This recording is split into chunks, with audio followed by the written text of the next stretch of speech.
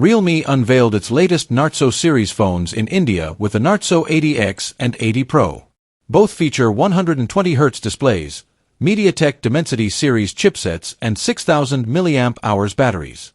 Realme Narzo 80X gets a 6.7-inch IPS LCD, FHD plus 120Hz, with 950 nits peak brightness.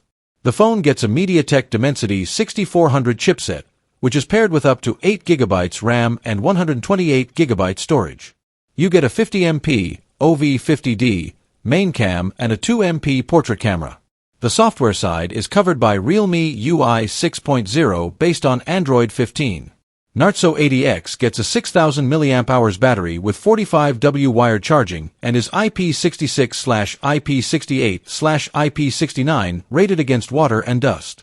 Realme Narzo 80X comes in deep ocean and sunlit gold colors. Pricing starts at 13,999 Indian rupees, $162, for the 6/128GB variant.